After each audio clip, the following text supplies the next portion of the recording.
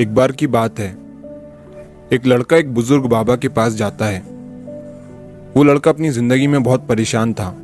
घर की सारी जिम्मेदारियां उसी पर थी और इसी वजह से वो अपने आप को भी ज्यादा टाइम नहीं दे पाता था और बस दिन रात काम किया करता था।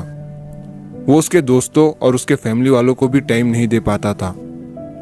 उसके जो दोस्त थे वो टूर पर जाया करते थे, लेकिन ये नहीं जा पाता था और इसी वजह से उसकी खुशी छिन सी गई थी। उसे भी नहीं पता था कि वो लास्ट टाइम कब दिल से खुश हुआ था, क्योंकि वो काम में बहुत उलझ सा गया था और उसकी मेंटल हेल्थ भी खराब हो रही थी। तो एक दिन वो एक बुजुर्ग बाबा के पास जाता है और उन्हें ये सारी बातें बताता है कि मैं बहुत परेशान रहने लगा हूँ, खुद को भी टाइम नहीं दे पा रहा हूँ और जब मैं खुद के लिए टाइम निकालने का सोचता हूँ तो मुझे अपनी जिम्मेदारियाँ याद आ जाती है। मैं पागल सा हो गया हूँ, अब आप ही मुझे कोई रास्ता बताइए। वो बुजुर्ग बाबा उस लड़के को कल नदी के पास आने के लिए बोलता है। ये लड़का जब कल नदी के पास जाता है तो देखता है कि वो बुजुर्ग बाबा पहले से ही वहां उसका इंतजार कर रहे थे। लड़का बाबा से कहता है कि बताइए बाबा, अब मुझे क्या करना है। वो बुजुर्ग बाबा उस लड़के से कहते हैं कि बताता हूँ, लेकिन पहले हमें नदी के उस साइड में जाना है, मतलब नदी के उस किनारे पर जाने के बाद मैं तुम्हें बताऊंगा कि तुम्हें क्या करना चाहिए।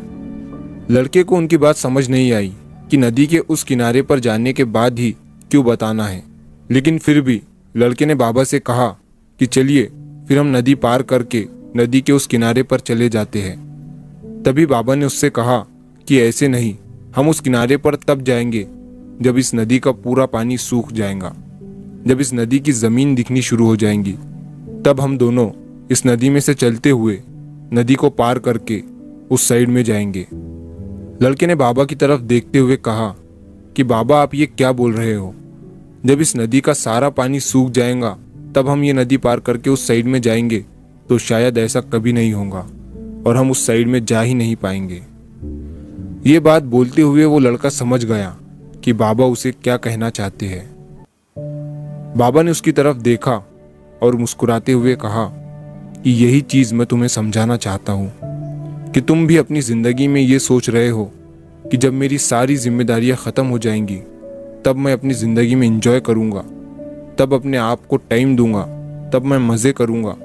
तो ऐसा कभी नहीं हो सकता है, क्योंकि जिम्मेदारियां कभी खत्म ही नहीं हो सकती है।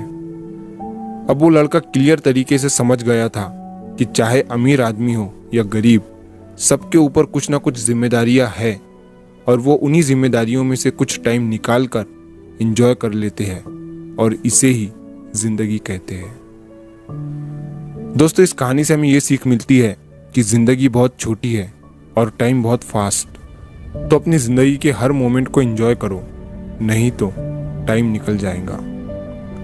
तो अगर आप इस कहानी को और भी लोगों तक पहुंचाना चाहते हो तो इस वीडियो को लाइक करो और अगर कहानी अच्छी लगी हो तो चैनल को सब्सक्राइब जरूर करिए।